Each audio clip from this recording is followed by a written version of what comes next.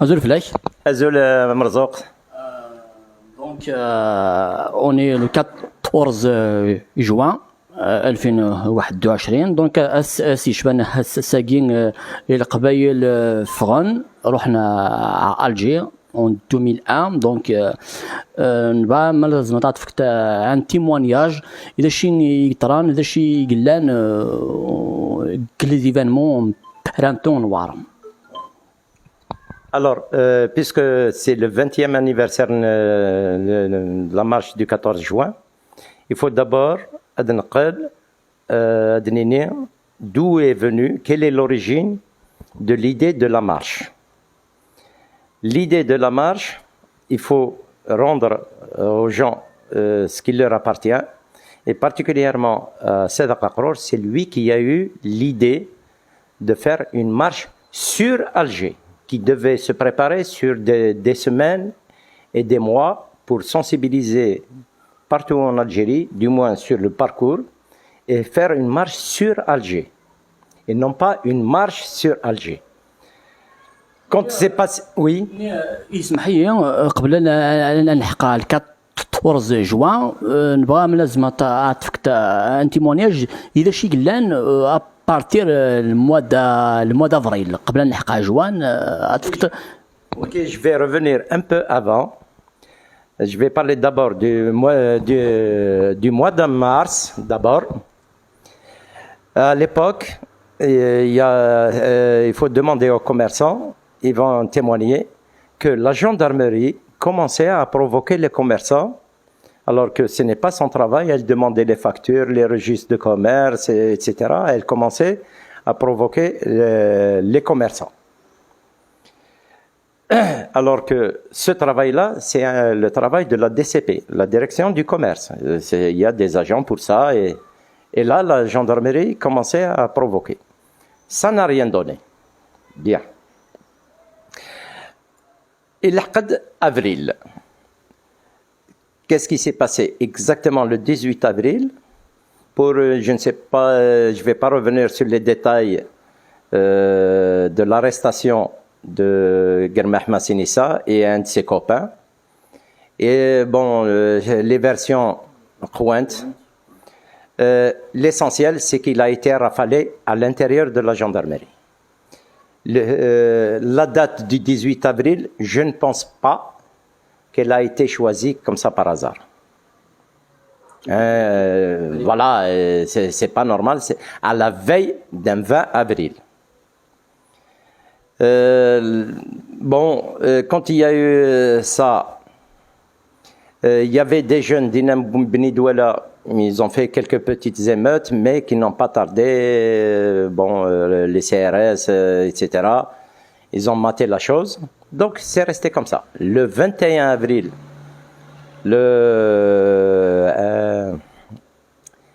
Germah, il est mort à l'hôpital Mustafa Bacha, parce que sur place, il a été transporté à la clinique de Beni Douala, ensuite vers Tizi Ouzou, et ensuite l'hôpital de Mustafa Bacha, Alger. Si je me rappelle bien, il y a eu quelques petites émeutes après son enterrement, le 21. Si ma mémoire est bonne, hein, je n'en suis pas sûr. Mais il n'y a pas eu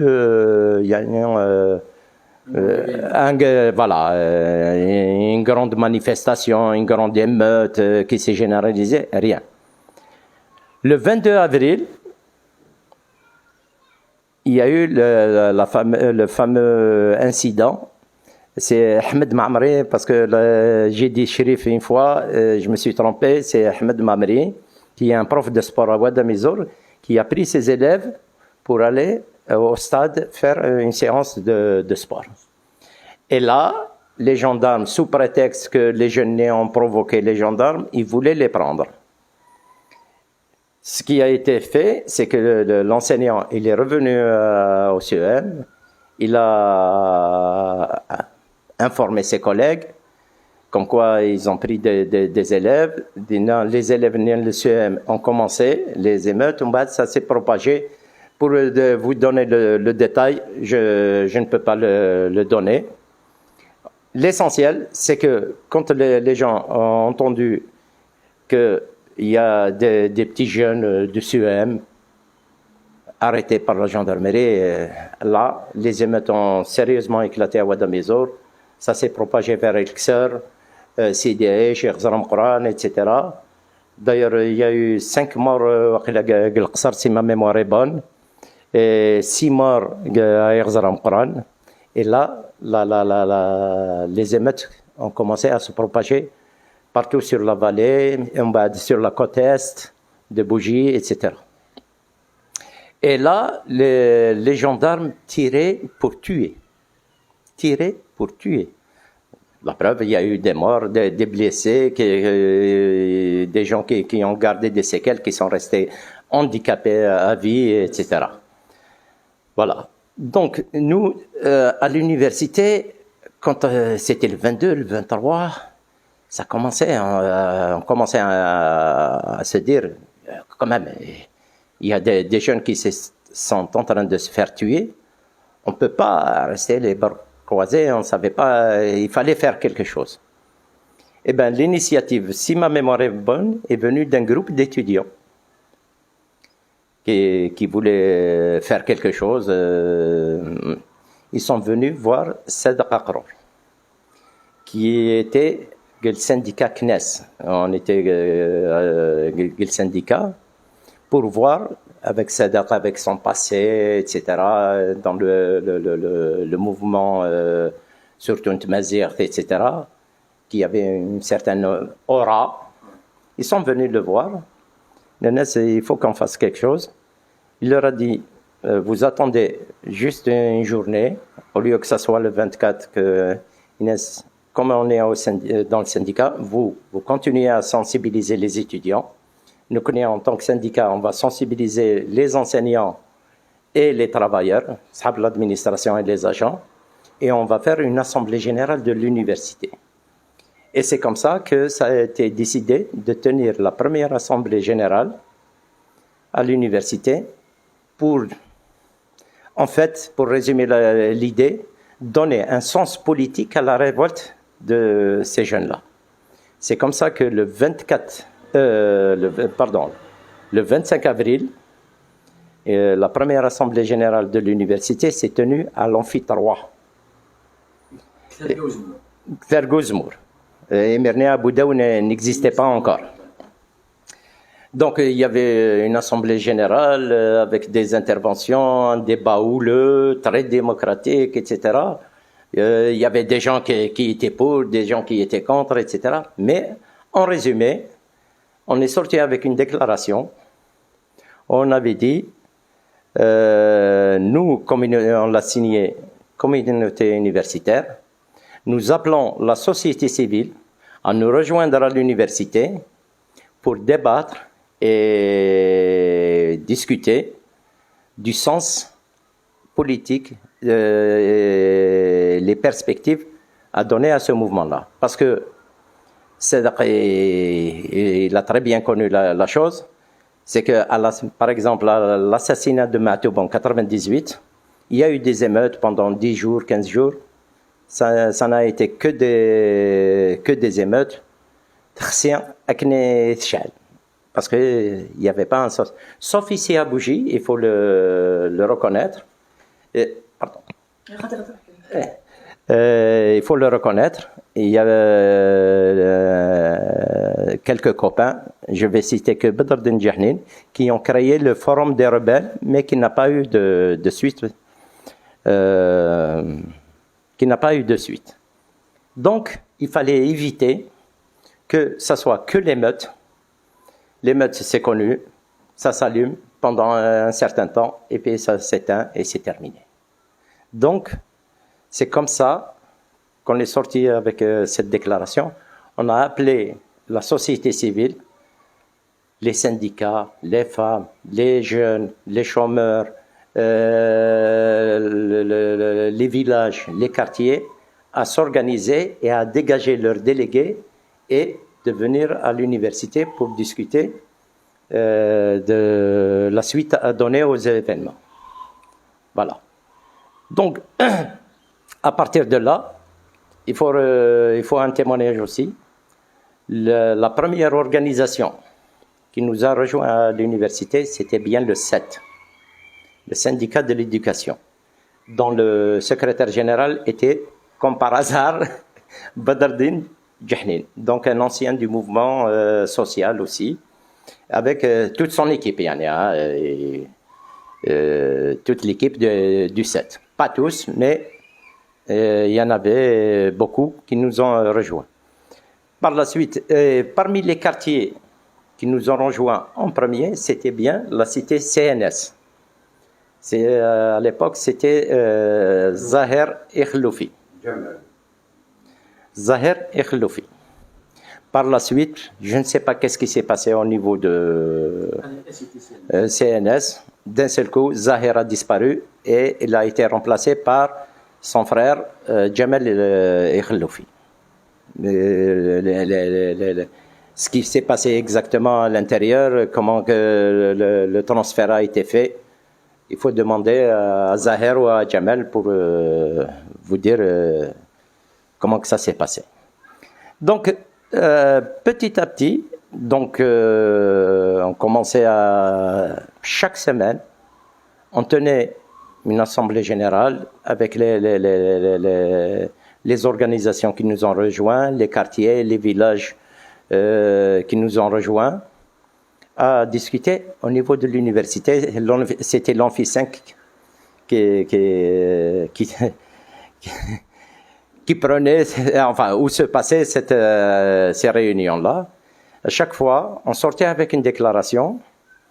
Ce qui était bien à l'époque, et d'ailleurs on a eu beaucoup de sympathie, il faut le dire, c'est que on informait les gens. Dès qu'on a une déclaration, il faut dire que le SET a été d'un grand secours parce qu'il avait les moyens de tirage, de photocopie, et il avait des délégués syndicaux un peu partout, donc ils dispatchaient ça dans les villages, dans les quartiers, etc.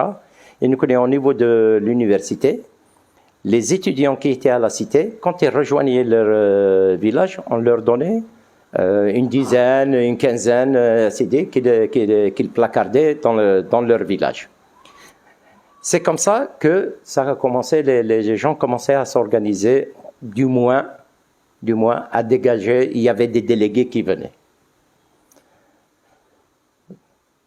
Petit à petit, donc une fois que la société civile nous a rejoints, on signait nos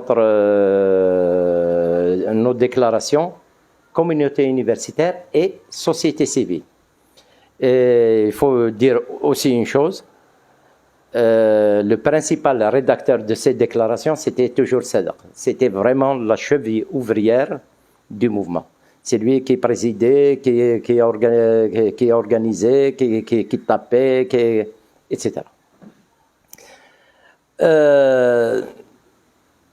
Quand on s'est senti assez bien organisé, on appelait à une marche.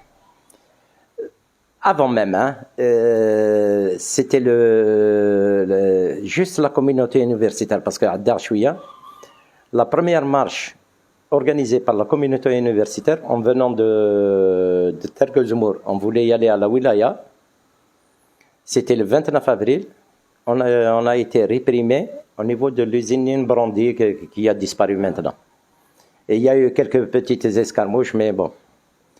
Alors, on a décidé d'une nouvelle marche le 3 mai à partir du TRB. Il faut dire qu'on n'était pas très nombreux. Là, la marche n'a même pas eu lieu. Parce qu'on a été réprimés sur place. On a fait la bêtise. On apprenait. Hein. Donc, on a été réprimés, ça n'a pas marché. Et après ça, il y a eu des arrestations. Sadaq, par exemple, a été arrêté, il a même été blessé à la tête. Mohamed Arabi a été arrêté. pour citer que ces gens-là.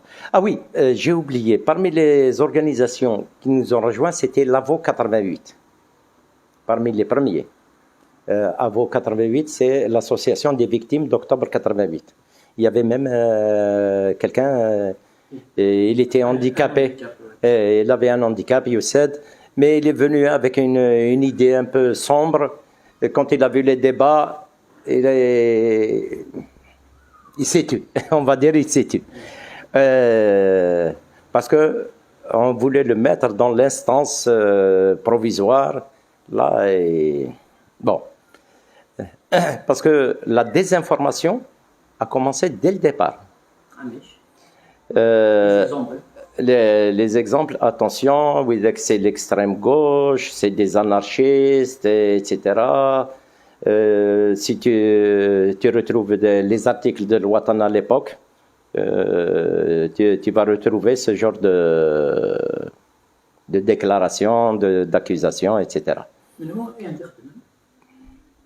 On n'en sait rien. C'est les partis du pouvoir, hein, la police politique, les partis politiques dits kabyles, parce que par la suite, peut-être qu'on va en parler, ils voyaient de ce mouvement-là un concurrent, parce que, pour bien les citer, le FFS et le RCD étaient contre le mouvement. La preuve, si on peut retrouver les archives de l'ENTV, quand Saïd Saadi est revenu de Syrie après l'enterrement de Hafez al-Assad, il a fait la déclaration comme quoi c'est les terroristes qui veulent déstabiliser la Kabylie. Aït Ahmed, c'est sa déclaration. Lui, il est en Suisse, mais j'imagine c'est ses cadres, sa garde rapprochée en Algérie. Il a déclaré que c'est un mouvement manipulé par le Mukhabarat. Donc, ces deux partis-là, tout à fait au début, ils étaient contre le mouvement. J'imagine, je n'ai pas de certitude, qu'ils ont joué le jeu comme quoi, attention, c'est un mouvement d'anarchistes, etc. Il faut dire aussi que les gens qui ont initié le mouvement, je parle de Kamel Aïssat, d'abord Sadaq Aqrou, Kamel Aïssat, Mohamed Arabi, Nikian, pourquoi pas, et quelques autres, je ne peux pas me rappeler de tout le monde. On est taxé de gauche, et on est de gauche. On n'a pas de complexe là-dessus. On est de gauche, et même de gauche radicale. Et le FFS, le RCD, ils ont joué à l'idéologie parce que ils sont plutôt de droite et surtout un concurrent, peut-être c'est une troisième voie. Et il faut rappeler aussi qu'au début des émeutes, spécialement à Yerzaram et un peu partout, il y a des sièges communaux de ces partis-là qui ont été vandalisés et brûlés. Par les manifestants. Moi, comment j'explique ça? Parce qu'on était en 2001, les élections municipales et législatives, c'était en 97. Ça faisait déjà 4 ans. Du moins, dans certaines communes et dans la wilaya, ils ont vu que peut-être il n'y avait pas de différence entre le FLN parti unique et ces gens-là. C'est mon explication, je peux me tromper. Bien. Donc c'est à partir de là que... Donc je reviens au 3 mai, donc on a été arrêté avec PV, machin. Il fallait dire qu'à ce moment-là, entre le 25 avril jusqu'au 3 mai et un peu plus tard, le pouvoir a désigné le chef, on va dire le commissaire de DRG, des renseignements généraux de l'époque. Il est venu nous voir, il nous a dit, c'est moi votre interlocuteur. Bon, ok. Et on a eu des discussions et tout. Mais quand il a fallu nous arrêter, on a été arrêtés. Hein. C'est pas le problème.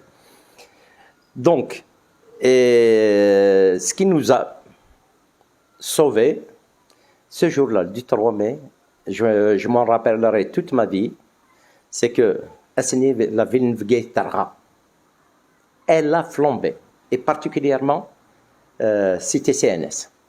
C'était le foyer, le centre de l'émeute à l'époque. Il y avait Khdaden, il y avait Sidi Ahmed, etc. Mais CNS, c'était un coin stratégique parce que les hautes, les CRS sont bas. C'était la stratégie des émeutiers. Eh bien, à Sénégal, tous les quartiers de Bougie étaient en émeute. Ils étaient obligés, d'ailleurs c'est ce même commissaire DRG qui est venu au commissariat central qui nous a dit vous pouvez partir. Après ça, je ne peux pas me rappeler exactement, je crois que le 5. Le 5. On a été demandé à être reçu par le Wali, qui était le Ar'ar à l'époque. Sous la pression de la rue, etc., il nous a reçus. On lui a dit, nous, on va marcher, quel que soit X. Les émeutes, il y aura de la casse. Mais nous, on va marcher et on garantit qu'il n'y aura aucun incident de casse ou de violence. Mais puis, on est le 5, le 7, on va marcher à partir de l'université et on va organiser une marche. Il a accepté de tolérer la marche. Ça a été toléré.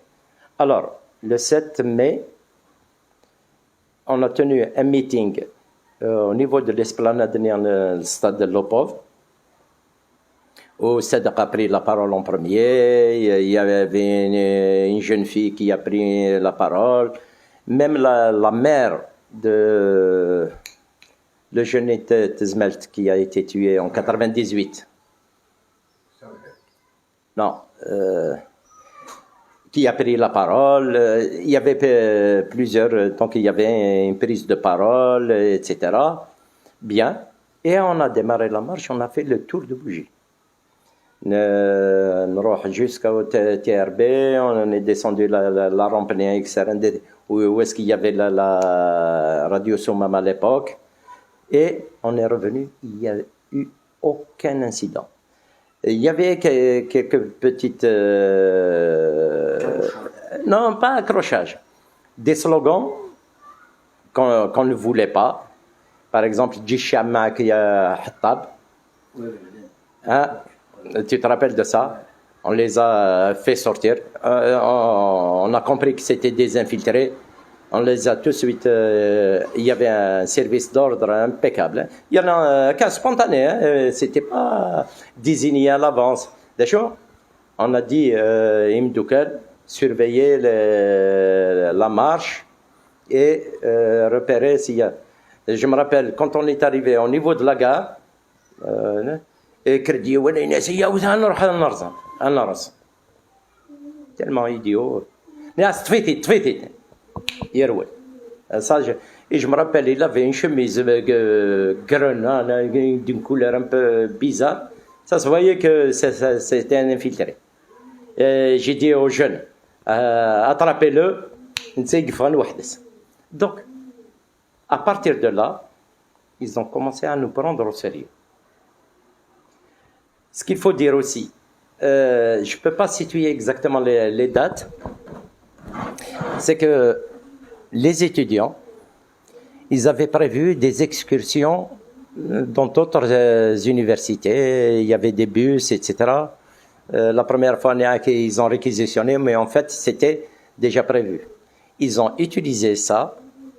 Quand ils sont allés dans les autres universités, ils en ont parlé, ils ont discuté, ils ont fait ce qu'ils ont pu faire.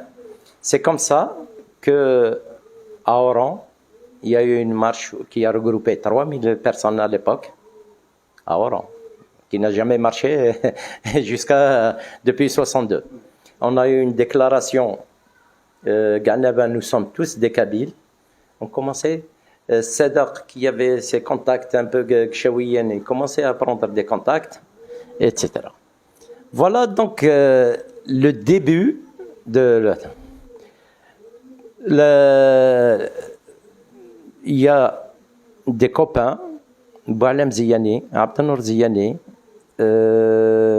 Sadaq Aqrour, qui ont été à Iloula le 12 mai.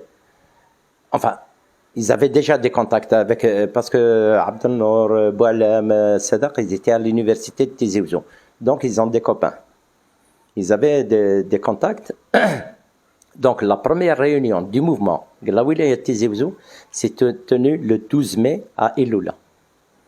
Et c'est nos copains qui leur ont organisé un peu la chose, etc. Quand Iloula est sorti avec une déclaration, machin, d'autres communes aussi ont suivi. Maintenant, je reviens aux deux figures qu'on nous a présentées à l'époque à l'avant. Un, Blaïd Abrika. Quand on a commencé un peu à organiser, au moins à l'université, Sadaq, il a contacté Blaïd Abrika. Il faut dire que Blaïd Abrika, c'était l'élève, le vrai élève, Iskrat. Blaïd Abrika au CEM. À l'époque, Sadaq, il enseignait les maths dans un CEM de Tizi Ouzou. Imid El-Haq Blaïd à l'université. Donc, il était avec le groupe Sadaq dans les mouvements Mazir, etc. Mais c'était son élève en mathématiques et son élève en politique, dans le combat. Il l'a contacté. Il a dit, écoute, nous, à l'université Nvgate, on est en train de s'organiser. Essaye de faire la même chose au niveau de l'université de Tizi Ouzou. Parce qu'un mouvement comme ça, des émeutes, des morts, etc., l'université de Tizi Ouzou ne pouvait pas rester à la marge. Ok. Et quelques jours après, Blaïd, qu'est-ce qui se passe?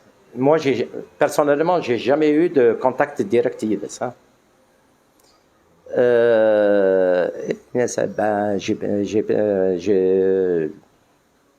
J'ai pu rien faire, la relève, les gens n'ont pas marché, etc. Alors, puisque tu habites le quartier déjeuner, il y a des émeutiers d'ENA, essaye d'organiser et d'encadrer les jeunes du quartier déjeuner. Voilà comment Blaïd Abrika a fait son entrée dans le mouvement. Alors, ce qu'il faut dire, à la marche du 7 juin, quand on était à l'OPO, il y avait quelques cadres de la wilaya du RCD qui étaient à l'arrière-plan. Je ne vais pas citer les noms, mais bon, ils voulaient se montrer s'il y avait des photos, on a des caméras comme quoi c'est le RCD qui est derrière. Et là, moi-même, j'ai intervenu à ce... vous allez avec le public. Ok, mais vous mettre derrière l'esplanade, non. J'ai su par la suite, un étudiant du RCD, etc., c'est ce jour-là que le RCD de Bougie, sur instruction de Saïd Saadi ou pas, je ne sais pas, il ne me l'a pas dit, ils ont décidé de casser le mouvement. Le RCD a décidé de casser le mouvement sous prétexte que Sadaq, dans son intervention, il faut balayer les partis. Et je pense que Sadaq a toujours la même idée. Ouais. Voilà. Donc, c'est à partir de là.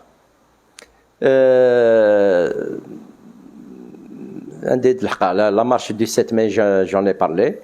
Donc, petit à petit, les gens commençaient à nous rejoindre, la représentation commençait à s'élargir. Il y avait même des gens, Azdine, j'ai oublié son nom, et Hakim Haddad de Kharrata, qui venait de Khrata. Il y avait même quelqu'un qui s'appelle Chaban Merabten qui a créé un comité populaire Tizmelt. Mais par la suite, il est parti, ça a changé. Moi, je cite les noms, il faut rendre à César ce qui appartient à César. Donc, la représentation commençait à s'élargir et c'est là qu'on a commencé à signer nos déclarations comité provisoire de la wilaya de Bougie, avant que ça ne devienne le comité populaire, etc. L'idée de Sadaq aussi, parce qu'on commençait à escamoter mai 81, parce que dans la mémoire collective, il ne restait que le 20 avril 80. Les gens ont complètement oublié mai 81. L'idée de Sadaq, c'est d'organiser une marche à partir de l'université vers le stade scolaire pour commémorer et comme quoi pour dire que ce mouvement-là, c'est la continuité de 80, de 81, etc. Et commémorer les événements de mai 81. C'est là qu'on a démarré de l'université jusqu'à le stade scolaire. Et c'est là qu'on a donné la parole au niveau du stade scolaire à Ali Gharbi comme délégué d'Elixir. Alors, comment Ali Gharbi est devenu délégué d'Elixir? Il y avait des émeutes très fortes. Il y avait des gens d'Elixir qui commençaient à s'organiser. Ali Gharbi était parmi le groupe. Le groupe voulait que ce soit Allah yarhamou Mohamed Rabah Naït Haddad qui soit délégué, parce que Mohamed Rabah, c'est un ancien détenu de 81. Mais Mohamed Rabah, par honnêteté, c'est vrai que j'habitais l'Elixir, mais ça, il est d'origine d'Everbachen. Je ne suis pas d'Elixir, je ne peux pas être délégué d'Elixir. Et c'est comme ça que Ali Gharbi a sauté sur le truc. Et d'ailleurs, le groupe qui l'a ramené d'Elixir, n'en parlons pas, pendant la marche, ils nous ont fait plein de misère. Et on a réussi à les isoler. Bon. Donc c'est comme ça que Ali Gharbi commençait à entrer dans le mouvement. Voilà. Donc, le 12 mai, à partir du 12 mai, Tizi Ouzou commençait à s'organiser. Il y avait des communes, des daïras. C'est leur façon de s'organiser. C'est par commune, par village, ensuite par commune. Il y en a même qui se sont organisés par daïra. Et il y a Sin Larouche qui se sont organisés en arche. À Trovré et je me rappelle, il y avait deux arches. À Trovré, si je me rappelle bien, je peux me tromper. Hein. Mais la police politique, les partis, les pseudo-partis politiques, ils ont exploité ça pour nommer le mouvement l'Arche. En réalité, il n'y avait que deux arches dans toute l'organisation qu'il y avait en Kabylie à l'époque, hein, les 6 wilayas. Et c'était quoi l'objectif Ism Larouche, ça fait archaïque, ça fait dépassé, c'est des rétrogrades, etc. Complètement l'inverse de ce qu'on voulait donner comme objectif politique au mouvement. Parce que il faut voir au niveau des régions arabophones, moi j'ai vécu dans des c'est-à-dire un dépassé, habes, etc. C'est pour dénigrer et salir le mouvement. Et même la presse de l'époque, y compris le matin, Liberté, le soir, je parle de la presse francophone, hein, le khabar alors là, le Shab, le Mujahid, etc., n'en parlons pas. ils ont essayé ils ont imposé ce nom d'Arouche. Les Arouches ont fait ceci, les Arouches ont fait cela, les Arouches ont organisé cela, et c'est devenu l'Arouche. Alors que c'était un mouvement populaire. Voilà, l'objectif, c'est de dénigrer le mouvement, surtout vis-à-vis des autres régions.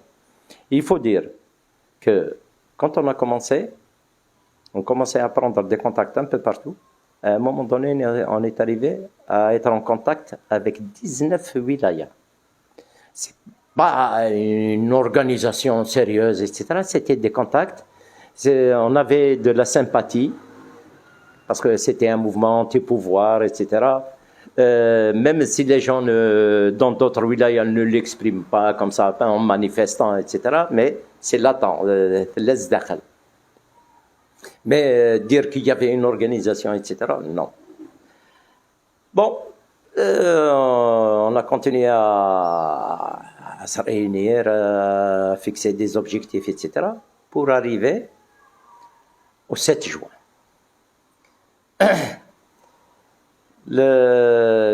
L'interwilaya s'est tenu à l'université. Il y avait Gayet Tizi Ouzou, Bouira, le Borj, Sétif, Boumerdes. Ces wilayas, si je me rappelle bien, il y avait même un représentant de Djelfa, Yewen, de Djelfa, et il y avait les étudiants de Bouzaria. Alors, voilà quelque chose qu'on a toujours escamoté, c'est que les étudiants d'Alger et de Bouzaria particulièrement, ils ont fait un travail extraordinaire là-bas. Ils ont sensibilisé l'université, ils ont essayé d'organiser un peu des nags avec les environs. Il faut se mettre dans le contexte de l'époque, hein, c'était pas facile. Hein. Il y a même un de nos amis qui a créé un comité populaire au niveau de Baïnem, qui n'a pas trop tardé, parce que bon, il a fait ce qu'il a pu, mais à Baïnem, on avait une représentation. Donc, on est arrivé au 7 juin, où toutes ces wilayas-là se sont réunis. Je me rappelle très bien, c'était Bedardine qui avait présidé la séance. Parce que, avant d'arriver au 7 juin, pendant la première interwilaya, il y avait des gens qui voulaient lancer la marche sur Alger. L'interwilaya, ils l'ont transformé en marche à Alger. Et ils voulaient que ça soit le 7 juin. Les copains ont dû batailler. Et on n'est pas assez organisé, on n'est pas assez fort pour aller le 7 juin. Il a fallu batailler pour la reporter au 14.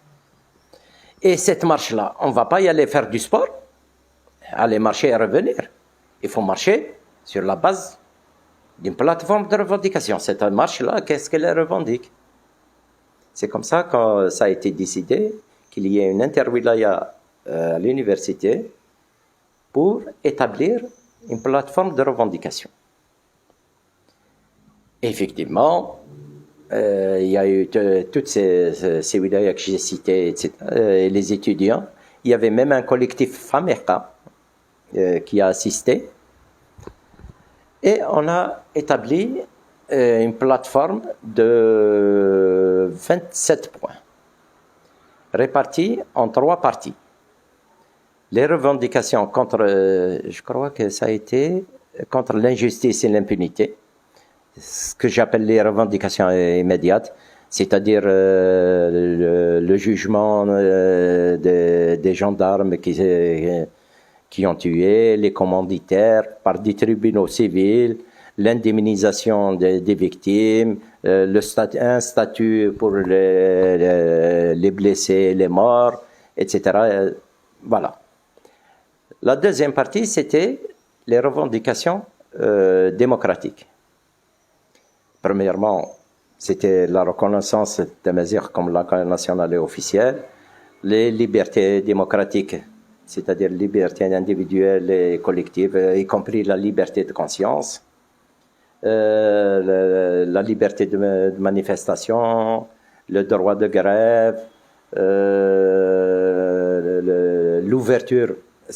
D'ailleurs, il y a eu pendant le débat un truc comme le collectif Femmes a demandé l'abrogation du code de la famille. Ah non, ça c'est une les FFS, plutôt tendance à FFS, ça c'est une revendication partisane. Alors, c'est pas grave, même si c'est une revendication partisane, on peut, c'est aller dans le sillage du mouvement, pourquoi pas. L'ouverture du champ politique et médiatique, c'était la revendication à l'époque du FFS. Oui, on a mis l'ouverture du champ de politique et médiatique, l'abrogation du code de la famille, l'égalité devant la loi, l'égalité des sexes devant la loi, etc. Voilà donc pour le côté revendication démocratique. Et le troisième chapitre, c'était les revendications socio-économiques. C'est le réengagement de l'État dans l'économie et dans le social. C'est-à-dire la réouverture des entreprises fermées que Yahya avait fermées entre 1997 et 2000 et 2001, la réintégration des travailleurs licenciés, enfin qui ont été licenciés par le fait de la fermeture des usines, un plan d'investissement dans l'industrie, le financement du secteur public, un plan de financement de l'agriculture, un plan pas de relance, mais de lancer le tourisme, parce qu'on a le désert, on a 1200, il y a certains qui disent 1600 km de côte, etc. Il y avait tout ça. Il y avait tout un plan socio-économique pour la relance de l'industrie, de l'agriculture, du tourisme, enfin tous les secteurs. Et pour les chômeurs, parce qu'il fallait penser aux chômeurs, les chômeurs c'est qui? L'écrasante majorité c'était des jeunes, et l'écrasante majorité, si ce n'est la totalité des émeutiers, ceux qui ont fait le mouvement, c'est des chômeurs, c'est des jeunes et chômeurs. On a revendiqué une allocation chômage à hauteur de 50% du SMIC. Au moins, quand il a cette allocation, il peut se déplacer, aller chercher du travail, etc. Mais un jeune chômeur qui n'a pas un sou en poche, et il ne peut même pas se déplacer, de bouger à Sidège pour voir s'il y a du travail. Quand il a cette allocation-là, ça lui permet de bouger, de chercher du travail. Voilà. Et bon, ça a été donc la plateforme du 7 jours. L'amphi 5 de Tergouzmour. Voilà. C'est une réunion qui a tenu toute la journée avec tous les débats, les contradictions, etc. Il y a eu même quelques perturbateurs, je ne vais pas les citer, un ancien du conseil, parce que quand on a commencé à lancer à l'université, on nous a créé, je ne sais pas, un conseil de la Soumam et un conseil du Sahel, qui n'ont pas tenu longtemps. Mais comme ils n'avaient pas de consistance, les Zaranbeli, les jeunes, c'est pas consistant. Et la population en général, c'est de vieilles figures, on va dire, rejetées par leur parti, qui voulaient revenir d'une autre manière. Ça n'a pas marché. Donc c'est la dynamique de l'université qui a tenu. Donc il y avait un élément du conseil de la Soumam qui voulait perturber un peu, mais ça n'a pas marché. Bon. Et ça a été décidé, puisque la marche a été tranchée pour le 14, une semaine après. Il y a eu une décision comme quoi il devait y avoir une autre interwilaya, mais on ne les appelait pas encore les conclaves. Les conclaves, c'est un peu religieux, catholique, etc. On ne va pas rentrer dans les détails. On devait tenir une réunion à El-Qser, sous la pression d'Ali Gharbi, il faut que ça soit à El-Qser.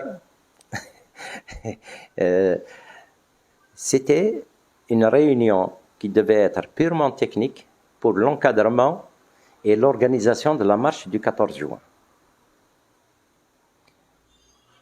Ok, donc nous connaissons les représentants du comité provisoire là, mais pas beaucoup. Mais la délégation de Tizi Ouzou, ils sont venus en force. Ils étaient une quarantaine. Il faut qu'on revoie la plateforme du 7 juin, ça n'arrange pas la base. C'est comme si en 2 jours, en 3 jours, ils ont pu consulter, tenir leurs assemblées générales, ils ont consulté, etc. Par la suite, on a su que c'était des gens mal intentionnés, on va dire. Eh bien, ils étaient contre, par exemple,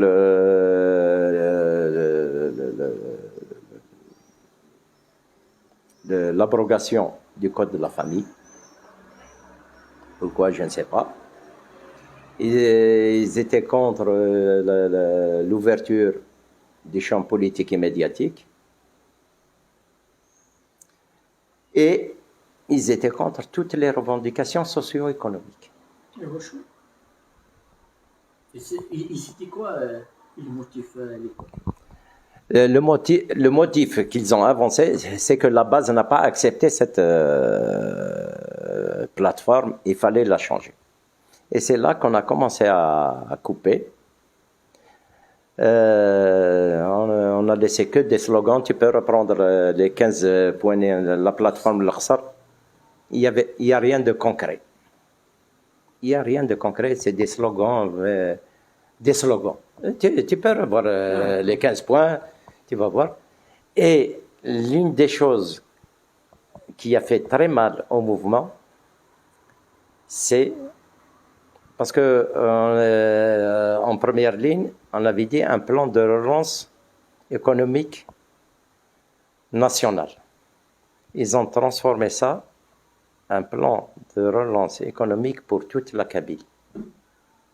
Et c'est là qu'on a commencé à construire un mur de Berlin autour de la Kabylie. Parce que quelqu'un de Djelfa ou d'Ain Defla ou de je ne sais, de Guelma, pourquoi je vais y aller me battre avec les Kabyles pour qu'ils aient un plan de relance alors que moi, peut-être qui suis plus dans le besoin, il y aura rien pour moi. Voilà.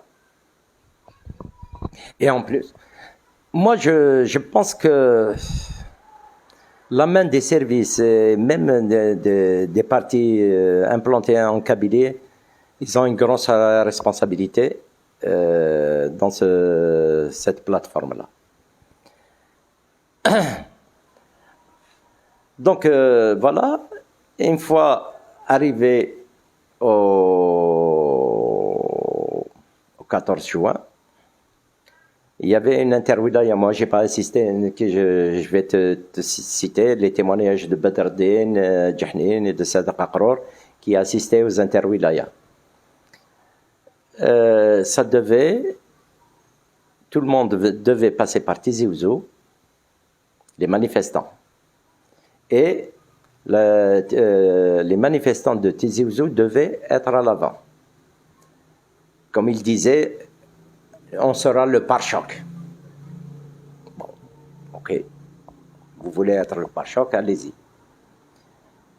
Mais mon témoignage personnel, j'ai été avec 18 jeunes dans un fourgon de 18 places. Il y avait 18 jeunes. On est parti par Adkar pour passer par Tizi Ouzou. On est arrivé vers 7h, quelque chose. Tizi Ouzou était une ville déserte. Je ne sais pas. La manipulation en Dédouin, c'est qu'Ali Gharbi, contrairement aux résolutions de l'interwilaya qui devait laisser Tizi Ouzou en premier, lui, il a été en premier. avec les jeunes d'Elixir. Et d'ailleurs, ils étaient les premiers à arriver à la place du 1er mai à Cheknia. Ils ont déclenché des émeutes. Hein? Et entre-temps, le pouvoir a fait son travail. Hein. Les Kabyles vont venir vous casser Alger, etc. Il a libéré des détenus pour casser du manifestant, etc. Je parle de ce que j'ai vécu, moi. Et avant de dire ce que j'ai vécu, le trajet de la marche, moi je suis sûr qu'il y a la main des services là-dedans. Parce que dans aucun pays au monde, on a vu une marche dans une autoroute. Il y en a certains qui justifient parce qu'il y a beaucoup de monde, etc. C'est faux, parce que la marche du FFS du 2 janvier 92, il y avait un monde fou. Pas seulement les Kabyles, il y avait de partout. La marche s'est faite à Alger, dans les rues d'Alger. Ça a commencé de la place du 1er mai vers la place des Martyrs. Il y avait un monde fou. Mais la marche s'est faite à l'intérieur de la ville. Qui a décidé ça, que ça soit, on va marcher de l'autoroute, tu t'imagines, de la SAFEX, on va dire de la vie, comment on appelle ça,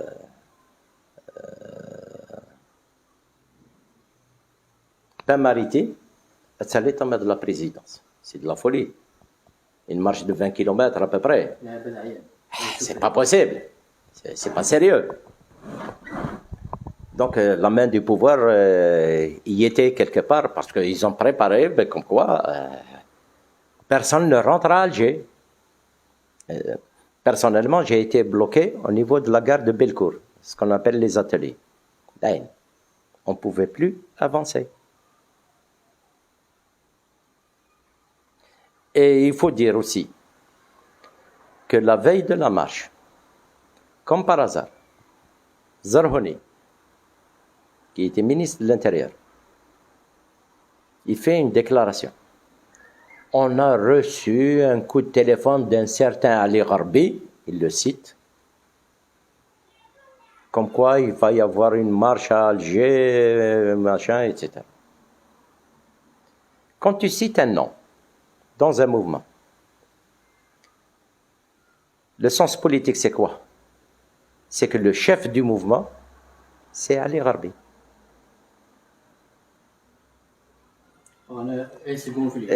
Comment ils ont su que c'est Ali Gharbi qu'il a reçu un coup de... D'abord, comment il a pu avoir le téléphone du ministre? Comment ça se fait que Zarhoni le cite nommément? Comment se fait-il qu'il soit le premier avec des jeunes d'Elixir et qui sont innocents, parce que c'est eux qui ont reçu la lacrymogène, etc.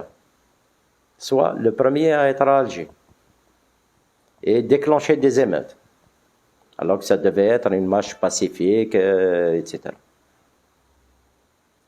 Il y a 3 points d'interrogation jusqu'à présent.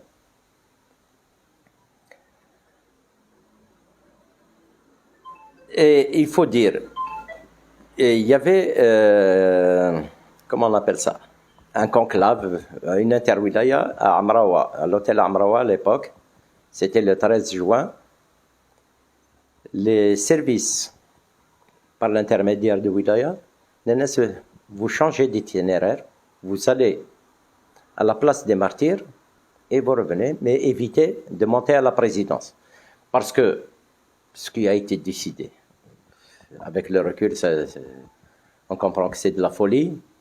On va monter jusqu'à la présidence, on va déposer la plateforme et on revient.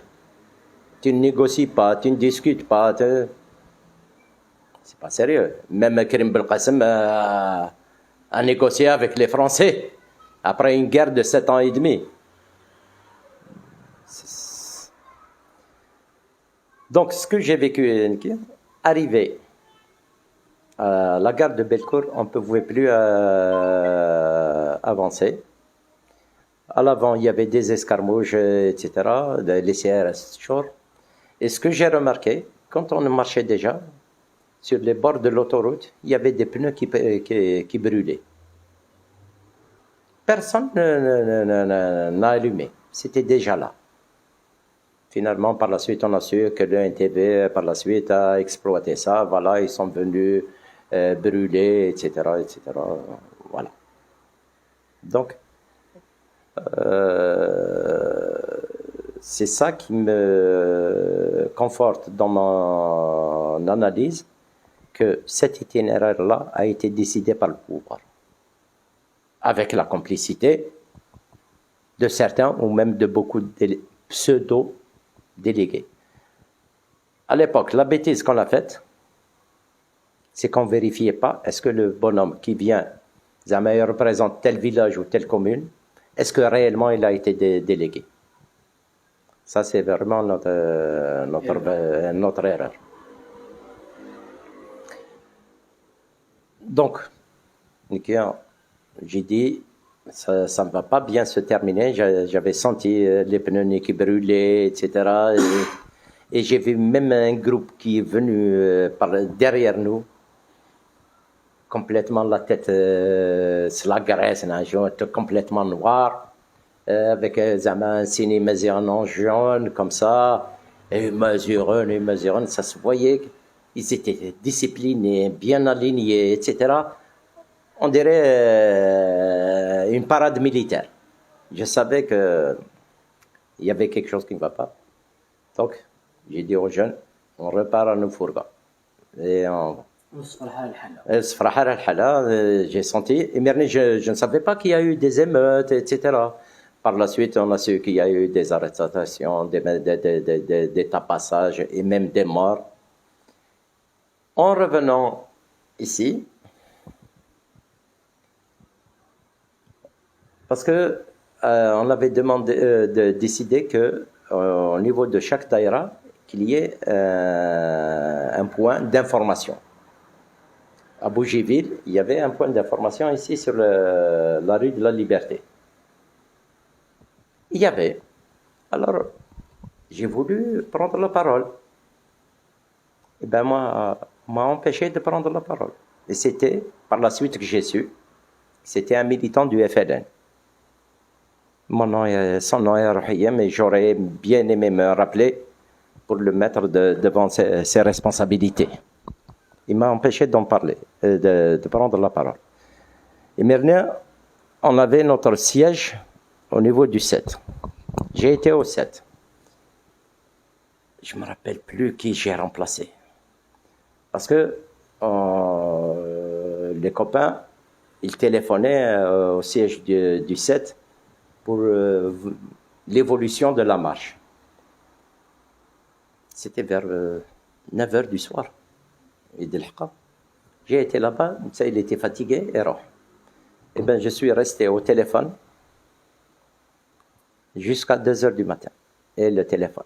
Ah, moi, c'est telle commune, il me manque flaine. Et j'informais les copains à Alger, parce qu'on a su par la suite qu'il y a eu des blessés, des arrestations, etc.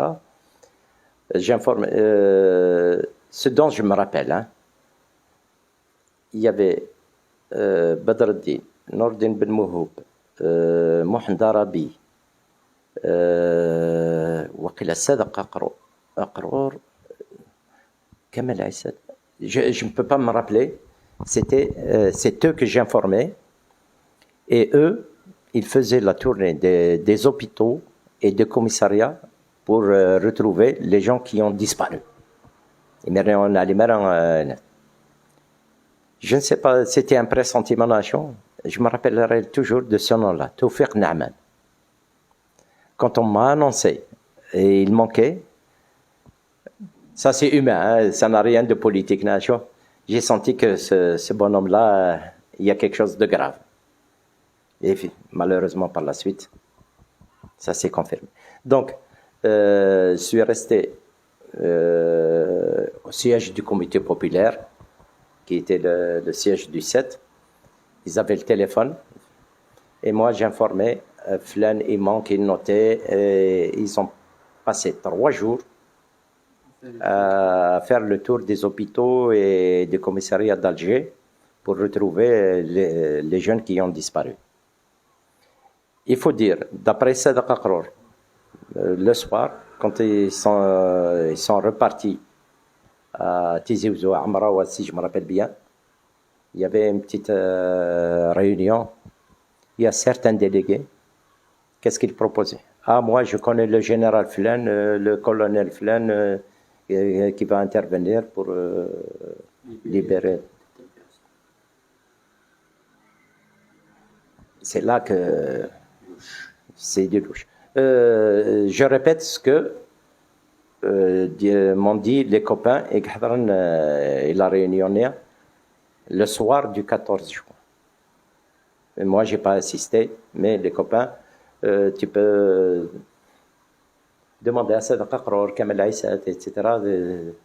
Et ils vont confirmer ce que je dis là. Alors, bon, تم سلتي إعلان إلى مارش 14 فرانا نروح على الدرنيير بوان سي امبورطون كاين إعلان دي نيغوسياسيون راح نروح بليزيور جروب. Et il faut dire دونك سمح لي وقتي كما صار نقرو حل إذا شي يبغى الدوين إذا شي دوين إذا شي ce qui s'est passé, quand le pouvoir a vu, il fallait, j'ai oublié, il y a eu des manifestations monstres au niveau de la wilaya de Batna, que ce soit à Batnaville, que ce soit aussi l'épicentre, c'était Tkout. Tkout, il y a eu vraiment des émeutes très sérieuses.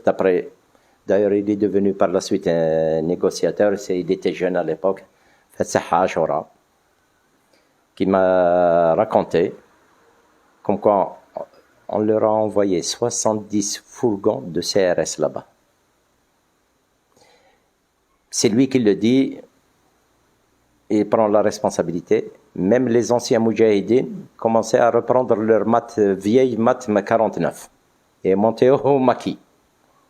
Yani pour vous dire, et les gens qui se rappellent, à l'époque c'était Ben Feliz qui était Premier ministre, il a été en personne à Batna pour calmer les choses. Je me rappelle que la télé algérienne, on l'interviewait, il y avait un jeune qui est venu, il ne pouvait pas couper parce qu'il y avait des paroles qui criaient « Maziran, Maziran ». Par la suite, ils l'ont arrêté, torturé, si ce n'est pas plus. Je peux pas être sûr. Hein. Et comme quoi, ce jeune-là, il a été sévèrement corrigé, si ce n'est pas plus. Donc, à partir de là, quand le mouvement commençait à prendre un peu d'ampleur, le pouvoir a paniqué. Il a essayé tous ses relais, le FLN, le RND, même avec les complicités des partis d'ICABI, bien sûr les services qui faisaient leur travail. Donc, la stratégie d'affrontement direct, ça ne donnait pas vraiment de résultat. Alors que pour la diversion, il a ramassé des gens, comme ça. À leur tête, un certain Ali Louch d'Elfly. Oui, voilà, c'est le représentant des Roches, il va négocier avec le pouvoir. Bien sûr, ça a été rejeté, etc. Et il faut dire que, soi-disant, ce qu'il a négocié était 1000 fois mieux que ce qui a été négocié en 2004. 1000 fois mieux. Ils avaient... bon, ça c'est sur le papier. L'application, je ne sais pas. Peut-être حبر على ورق, hein, mais ce que a arraché Ali Louch, entre guillemets, était 1000 fois mieux que ce qu'a arraché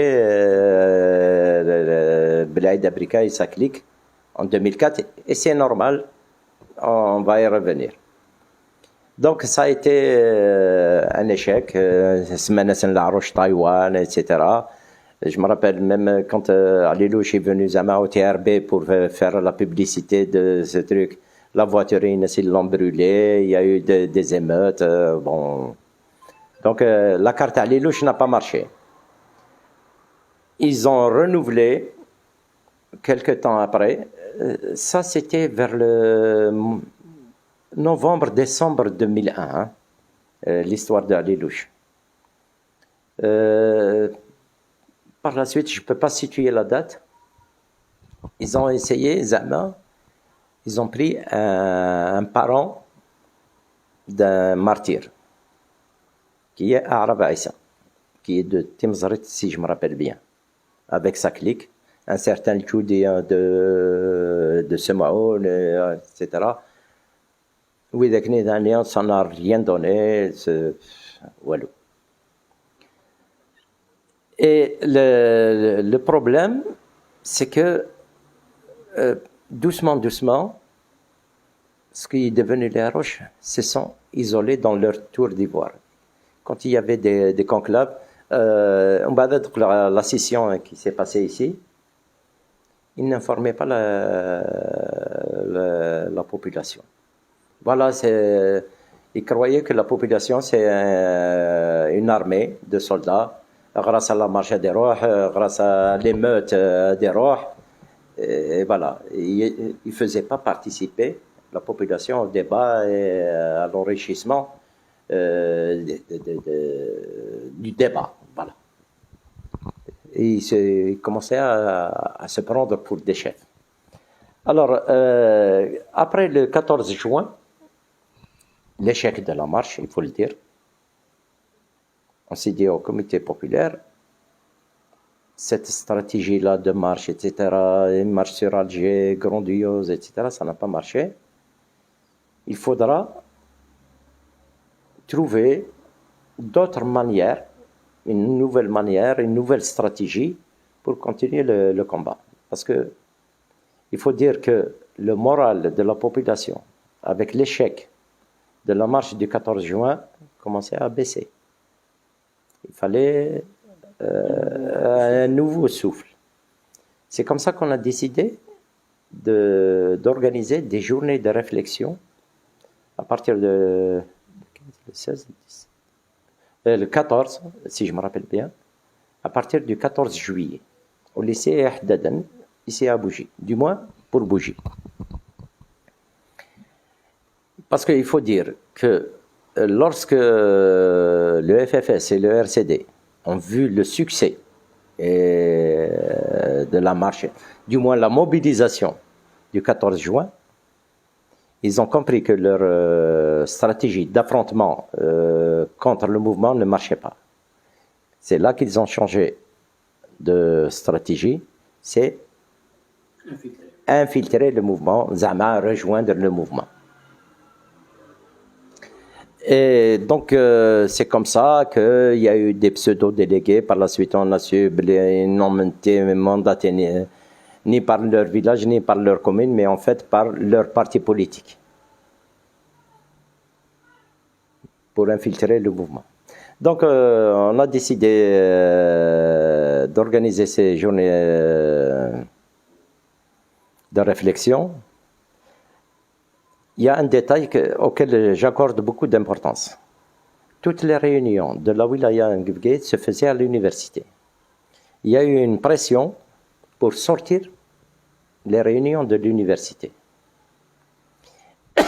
Et la première réunion tenue hors de l'université, c'était à Ouadamizor, présidée par quelqu'un de Ouadamizor, qui n'est autre que Khoder Ben Ouaret.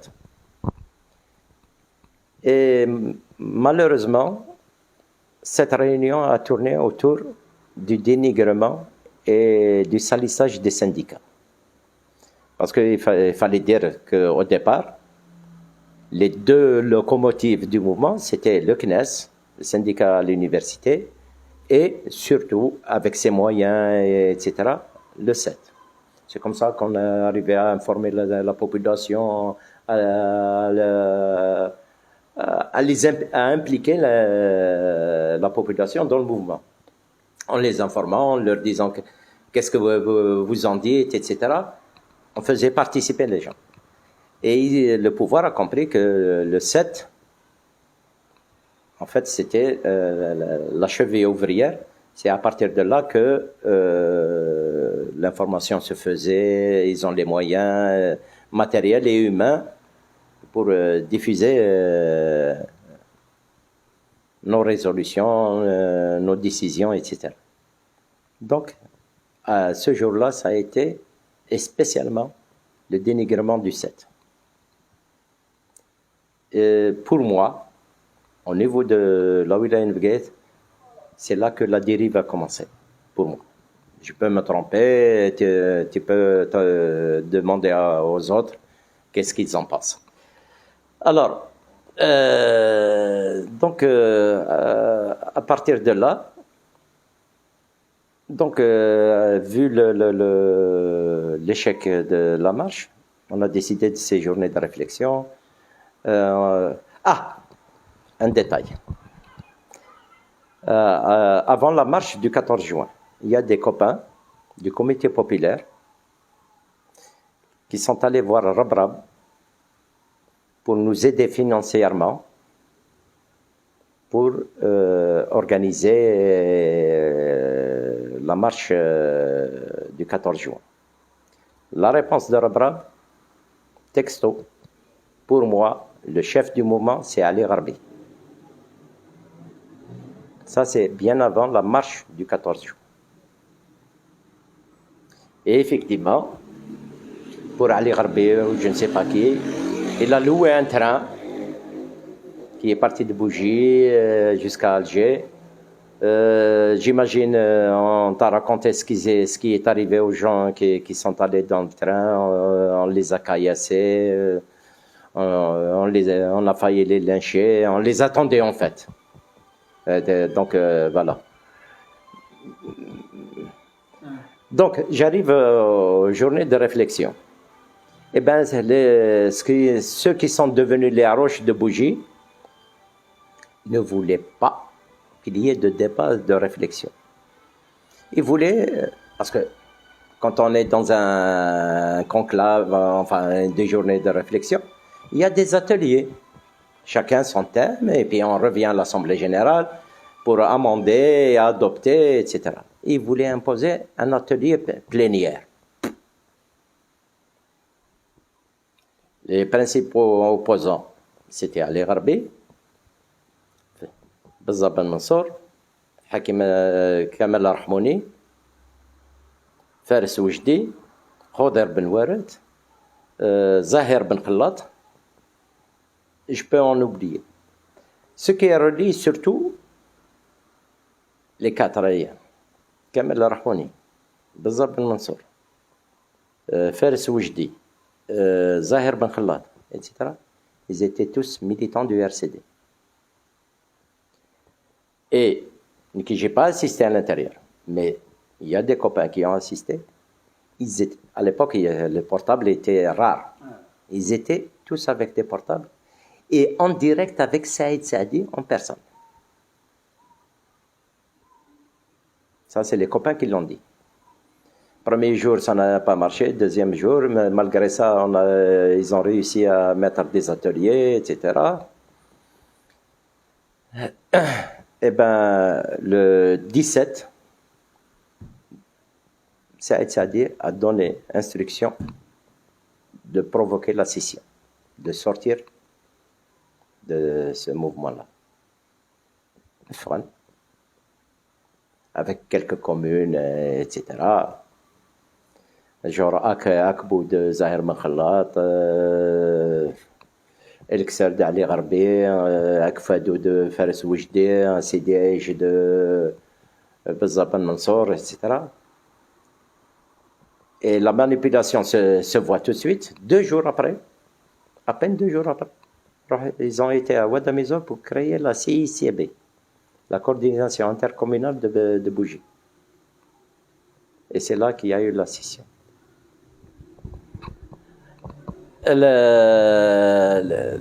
L'interwilaya, on commençait déjà à appeler ça conclave, le 9 août à Borné, l'interwilaya.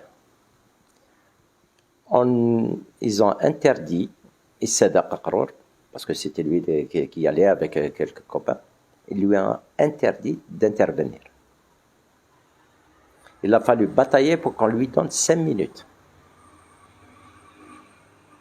Vous ne faites plus partie du mouvement comme ça.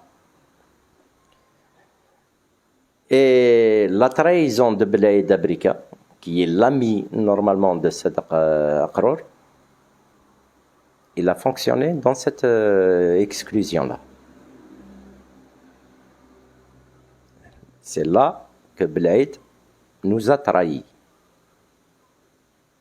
Au lieu d'être de notre côté, il a été de l'autre côté.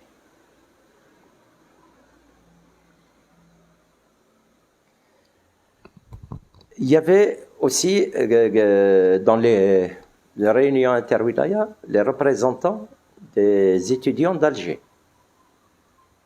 Est-ce que j'ai dit que la plateforme du 7 juin, il y avait des représentants des étudiants d'Alger?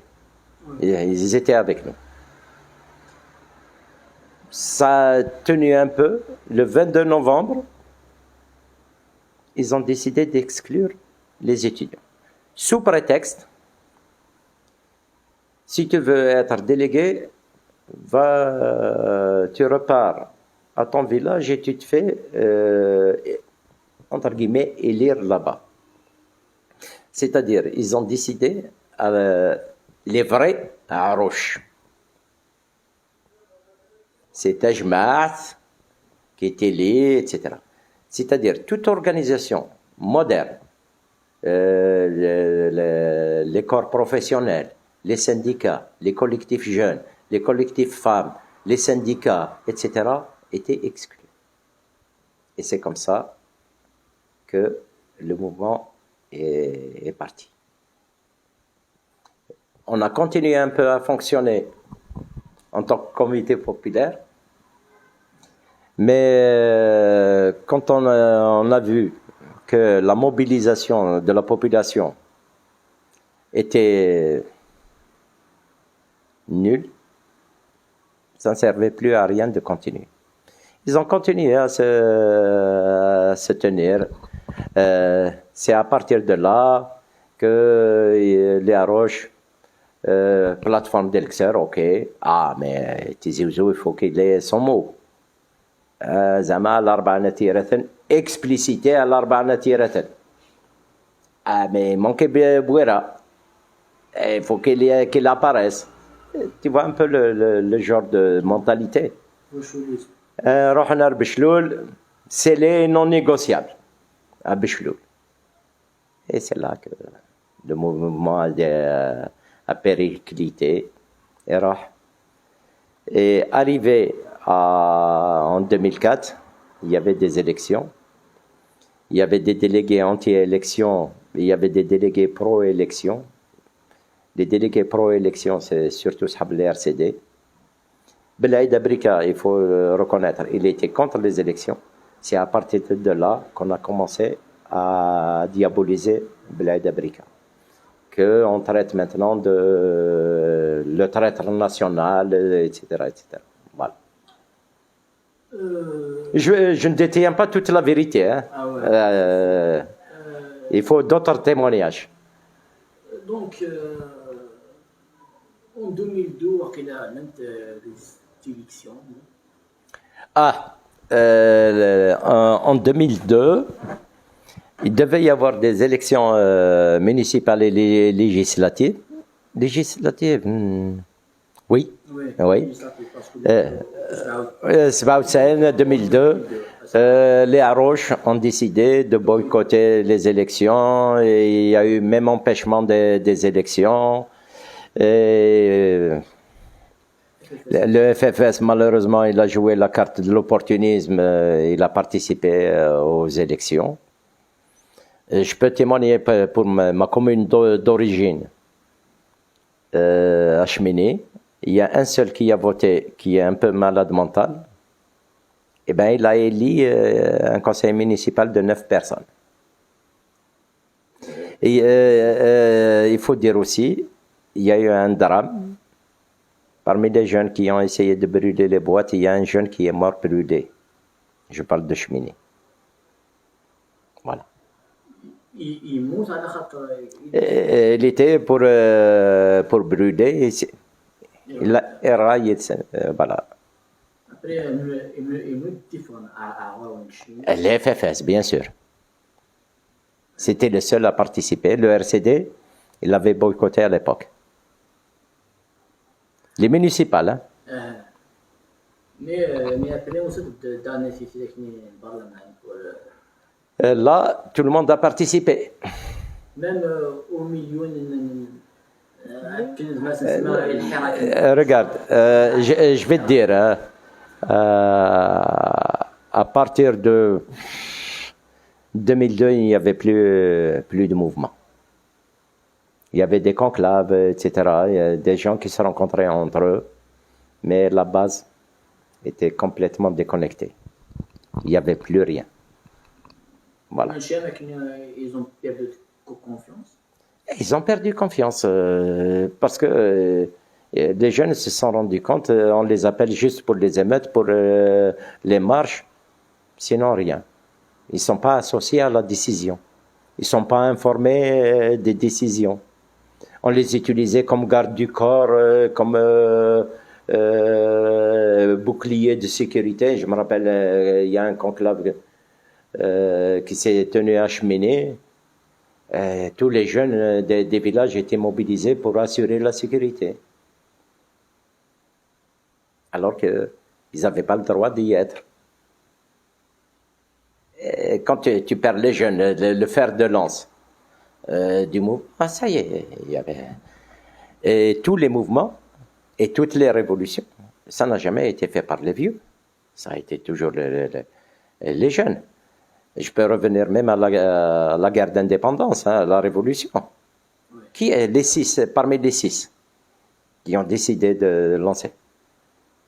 Le plus vieux d'entre eux, c'était Ben Belaïd, il avait 37 ans. Boudia Fouakhel, il avait 33. Et tous les autres, il y avait entre 20 et 30 ans. Les Belouiz, les Bitat, etc. Je ne peux pas citer tous les noms. C'était des jeunes. C'est eux qui ont décidé. Il y en a marre des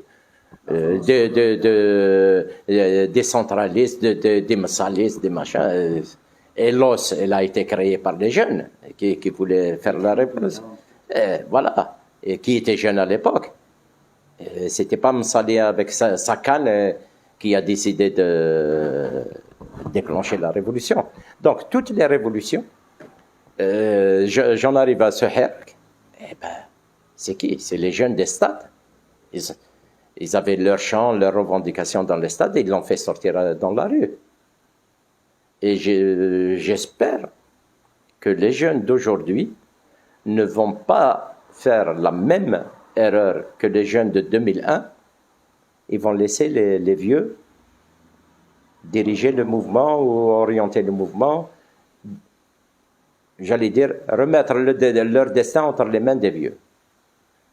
Parce que maintenant, on essaye de nous présenter des têtes comme ça, flan. Je ne vais pas citer de nom, mais c'est pas ces jeunes-là c'est pas ces gens-là qui font le mouvement.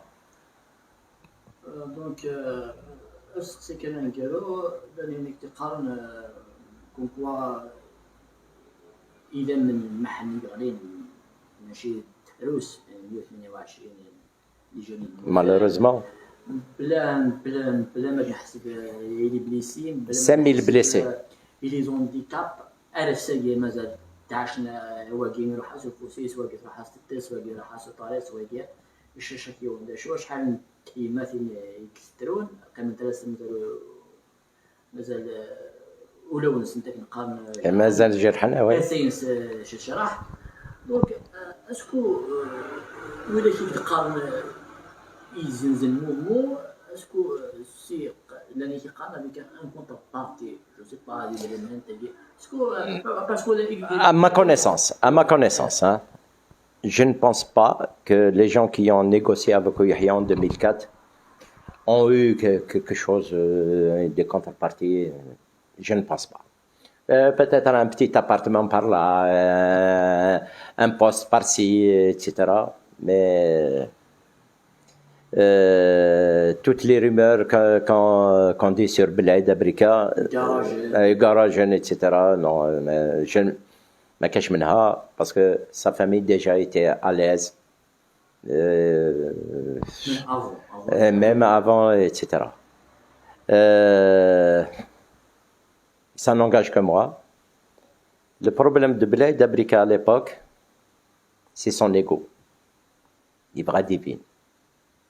Il se faisait même une certaine image à Barnou, c'est-à-dire. J'imagine dans sa tête, il se prenait pour un deuxième Abban. Et à partir de là, les services Farnas, ils l'ont manipulé comme ils ont voulu. Moi, je soupçonne fort que Ali Gharbi fait partie du pouvoir. Parce qu'il y a des indices là.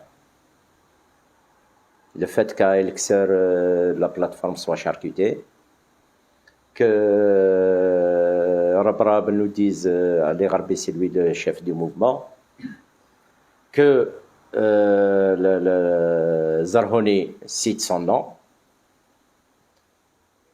qu'il ne respecte pas les résolutions de l'interwilaya et roh bien avant, alors que normalement c'est Tizi Ouzou qui devait y aller en premier. Aujourd'hui, il est maire, bon, avec 5% d'après ce qu'on m'a dit, 5% de participation. Voilà. En tous les cas, la roue de l'histoire, elle est impitoyable. Ces gens-là, Bled et Ali Gharbi, qu'on essayait de nous montrer comme des chefs, des Ouama, l'histoire nous a montré qu'est-ce qu'ils sont devenus. Voilà. Et ce mouvement-là, je parle du Hirak, ce qui est bien de ce Hirak-là, c'est qu'il est inscrit dans la durée. Et plus le mouvement va dans la durée, plus la décantation se fait. Et elle a commencé. Il y a plein de gens et des Venentura. Voilà. Et voilà.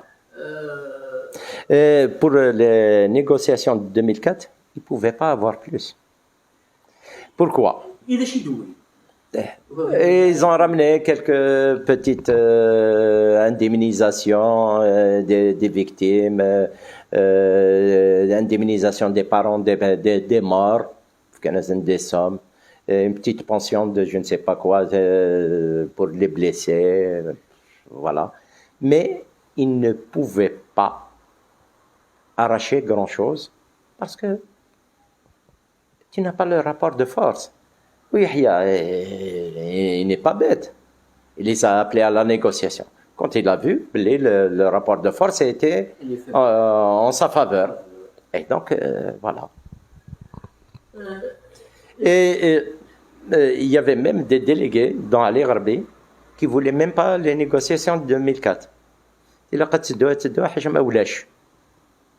Au moins, Bled et Saklik, ils ont arraché ces petites miettes. Nous, on disait qu'il fallait négocier le 14 juin. Quand tu as toute cette mobilisation, tu y vas, tu tapes sur la table. Tu as la population derrière toi. Tu as la force. Et en 2004, c'est fini. Il n'y avait plus de mouvement. Les médias à l'époque, bon, في التلفزيون الشريان نير في لي ميديا arabophones اسمح لي كان مي لي ميديا فرانكوفون زعما سون بلوز او موان امبلونتي سون كابيلي اسكو فريمون لعبوا un rôle positif ni un rôle négatif. Ils ont joué la carte d'Arouche à fond. La marche en juillet d'Ayen Larouche, Ali Gharbi, qui a regroupé un commissaire de police, un député Hamas, des députés RCD, Ali Gharbi. Il y a un journal, Le Soir d'Algérie par exemple. Qu'est-ce qu'il titre? 500 000 marcheurs à Bougie.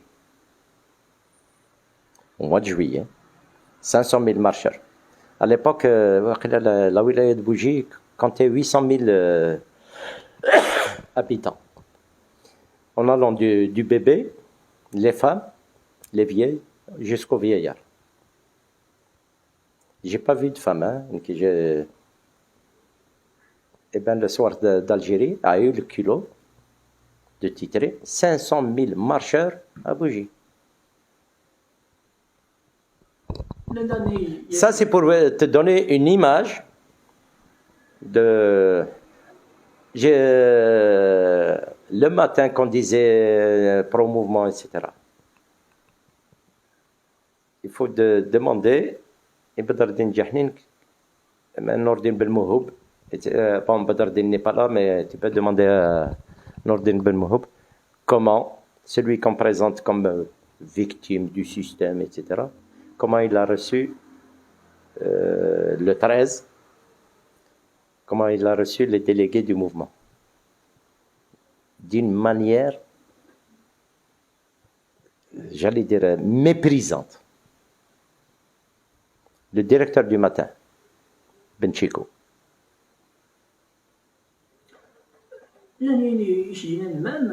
Parce que j'ai oublié, je ne peux pas me rappeler de tous les détails, parce qu'à la veille de la marche, les copains, les délégués, ils ont fait le tour des médias pour leur expliquer la marche, pourquoi la marche, quels sont ses objectifs, etc.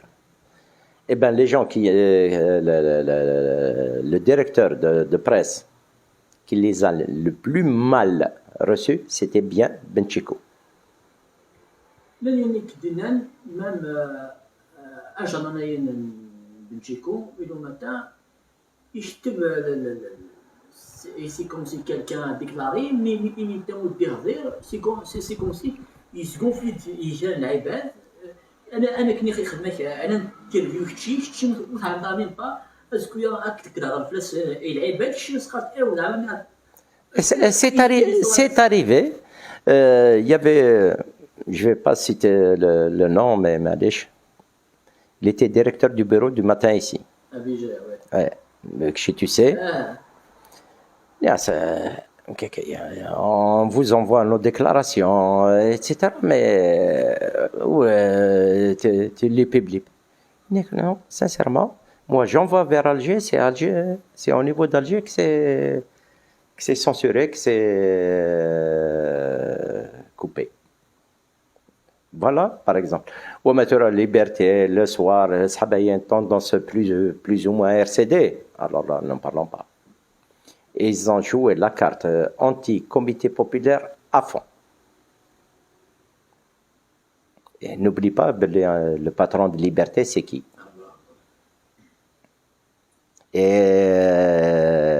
des leaders de gauche, des leaders qui sont de gauche, ça ne l'arrange pas. Non. Voilà. Donc, à l'époque, malheureusement, ça a un Facebook. Voilà, ce qui est extraordinaire maintenant, c'est Facebook, Twitter, etc., les médias sociaux. Chacun est journaliste. Chez tu es journaliste, avec les moyens rudimentaires, tu peux informer. À l'époque, on n'avait pas ça. Il n'y avait que les journaux, la télé, etc. Et quand ce beau monde se ligue contre toi, et ils sont arrivés, ils ont affiché Aqrour Jahnin et Adaoun Toudrin. Ça se voit que c'est les services qui ont affiché ça. Pour te dire la campagne médiatique anti-comité populaire, comme elle était. Moi-même, j'ai été avec d'autres copains. Dans mon propre village, on me regardait comme un salopard. Eh, mec, je suis comité populaire. Alors que c'est mon village, mon propre village. Et bon, Et allez, pour te dire l'effet des médias et de la propagande et de la rumeur à l'époque, comment que ça fonctionnait. mais au début, on parlait de la communauté populaire et souligne de la Roche. Mais après, on diabolise la Roche aussi bon. Eh ben, parce que, il fallait éliminer toute la matière, je vais le dire, toute la matière grise qui pensait qu'il y avait une stratégie qui était politisée du mouvement, il fallait l'isoler. Laissez-les à Roche, d'ailleurs, ils continuaient dans les émeutes, etc. Nous, on voulait à tout prix que ça s'arrête. Je me rappelle, on a été à Ouadamizor, on a arrêté les émeutes pendant un moment. Mais il y avait un autre courant qui a encouragé. L'Aqsar, ça a encouragé les émeutes. Et les pseudo-délégués, des Qimag Filibad, c'est le portable. Ah, voilà, etc. Doucement, doucement, les jeunes se sont rendus compte. On nous utilise comme chair à canon. Nous restent à l'abri. Et leurs enfants ne sont pas impliqués. Petit à petit, la décantation s'est faite. Et c'est comme ça que le mouvement a périclité. Parce que l'émeute, ça n'a aucun sens politique. Aucun sens politique. C'est le sens politique, c'est ce qui manque. Je vais enchaîner sur le Hirak. C'est ça qui lui manque.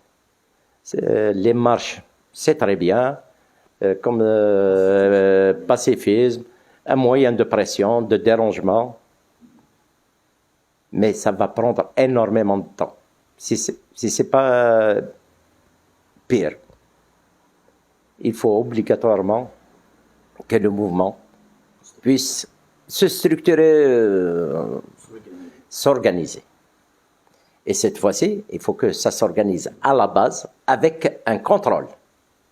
Parce que la bêtise qu'on a faite en 2001, j'espère qu'elle ne va pas se répéter dans ce mouvement-là, qu'un délégué doit toujours rendre compte à son village, à son quartier, à sa corporation, à son syndicat, à son association, tout ce qu'on veut.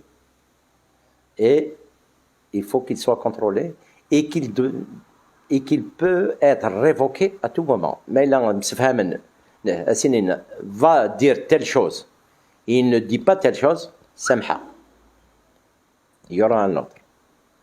J'espère, je sais que c'est difficile, dans beaucoup de régions,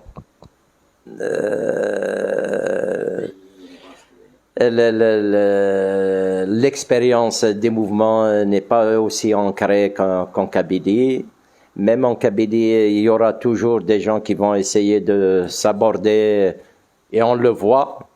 Il y a des copains qui sont dans le PAD.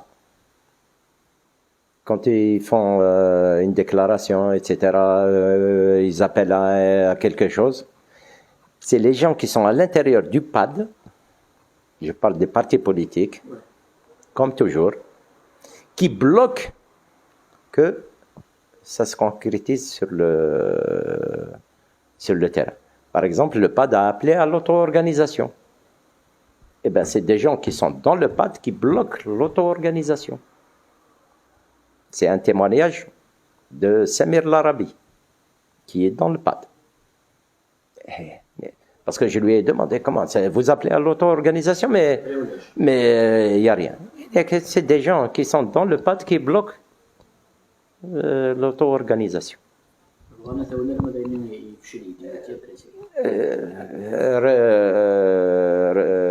Revivre ou réitérer l'expérience de 2001. Mais cette fois-ci, c'est pas isolé en Kabylie. Et j'ai dit, ça manque l'auto-organisation et le dégagement des délégués et la vigilance des gens. Et ils ont vu déjà 2001, dans d'autres occasions, quand on dégage un délégué, il se nous. Mais il y a une parade à ça, c'est la révocabilité. Espérons qu'on va y arriver. يعطيك الصحة. Merci. Merci que Je suis 40 minutes. 40 minutes. Une heure, 40 minutes. Oh. Non, مازال كمل. Je ne peux pas tout dire. Il peut y avoir des choses qui m'ont échappé. Parce qu'il faut être à l'intérieur. Il y a tellement d'événements, tellement de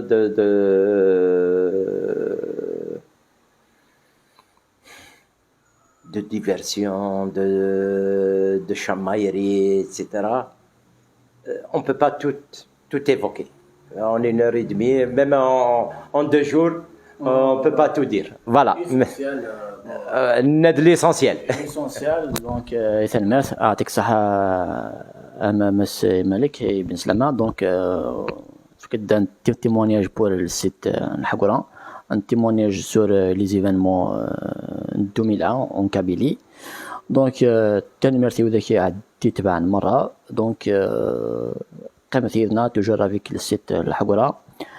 Merci à vous de m'avoir donné, merci à vous, mis la parole pour donner mon témoignage. J'espère que ça va susciter des réactions d'autres délégués, d'autres témoins qui vont enrichir le témoignage que j'ai donné.